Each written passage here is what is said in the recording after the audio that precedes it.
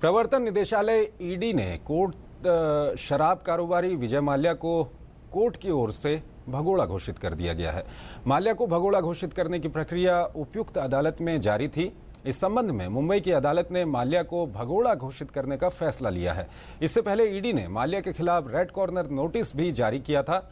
गौरतलब है कि विजय माल्या बैंकों के साथ 9,000 करोड़ रुपए के कर्ज में धोखाधड़ी करने के आरोप में धन शोधन रोधी कानून के तहत एक मामले में वांछित हैं।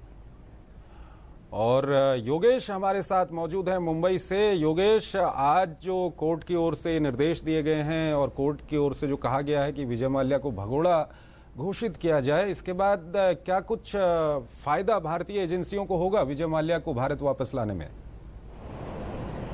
देखिए, जो इमीडिएट फायदा है वो प्रवर्तन निदेशालय को वो ये होने जा रहा है कि जो रेड कॉर्नर नोटिस इशू करने की बात हो रही है इंटरपोल के जरिए, ताकि विजय माल्या को ब्रिटेन से भारत उनका प्रत्यर्पण हो सके और जो कार्रवाई है इस मामले में मनी लॉन्ड्रिंग एक्ट के तहत जो मामला उनके खिलाफ चला रहा है वो जांच इन्वेस्टिगेशन आगे बढ़ सके, उसमें कहीं ना कहीं एक बल मिलेगा। क्योंकि इंटरपोल के सामने जो निर्धारित मापदंड है उसमें कहीं ना कहीं ये चीज़ें भी है कि अगर वो जो एक्यूज्ड है उसको वो अगर भगोड़ा घोषित किया जा रहा है, प्रोक्लेम्ड ऑफेंडर अगर है, तो कहीं ना कहीं ये तर्क जो है वो मजबूत होता है। और कोर्ट में जो सीआरपीसी की धारा 82 है उसके तहत जो है आज पीएमएलए कोर्ट ने जो विजय माल्या है उनको इस तरह घोषित कर दिया है कि वो एक भगोड़े हैं। अब देखिए, इस मामले में ईडी आगे क्या करेगा। प्रवर्तन निदेशालय सबसे पहले तो मामला सीबीआई के पास जाएगा, क्योंकि ऐसे मामलों में सीबीआई ही नोडल एजेंसी है और सीबीआई के पास मामला जाएगा। फिर मामला विदेश मंत्रालय में जहां जाएगा, एमईए के पास मामला जाएगा और फिर वहां से आगे जो प्रक्रिया है उसके तहत इंटरपोल तक जाएगा और फिर विजय माल्या को भारत कैसे लाया जाए उसकी पूरी जो कानूनी प्रक्रिया है वो होगी। तो एक बड़ी जो बाधा थी उस मामले में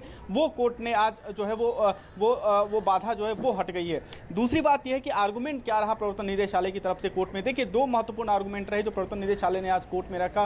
पहला आर्गुमेंट ये था कि जो प्रवर्तन निदेशालय है वो ये कोर्ट में कह रहा है कि विजय माल्या को ये पता है, उनकी जानकारी में है कि उनके खिलाफ नॉन बेलेबल वारंट इशू किया जा चुका है, इसके बावजूद वो इन्वेस्टिगेशन में भी कोऑपरेट नहीं करें। दूसरी बात है कि वो मीडिया के जरिए, अलग अलग मीडिया के जरिए, इंक्लूडिंग सोशल मीडिया के जरिए वो अपने बयान दे रहे हैं, साथ में कुछ ऐसी चीजें रख रहे हैं जिस तरीके से एक तरह भ्रम की स्थिति बन रही है। दूसरी बात उन्होंने ये कहा कि अभी ईडी ने पिछले दिनों 1,411 करोड़ रुपए करीब की संपत्ति जो है मुंबई, बेंगलोर और चेन्नई से अटैच की है, जो कि विजय माल्या से जुड़ी हुई है।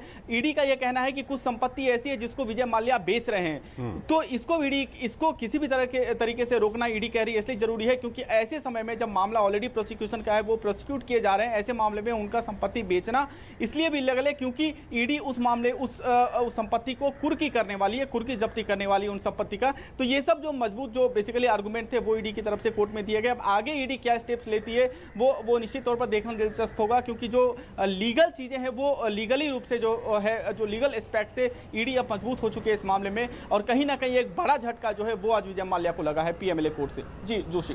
चलिए योगेश, बहुत बहुत शुक्रिया आपका इस जानकारी के लिए।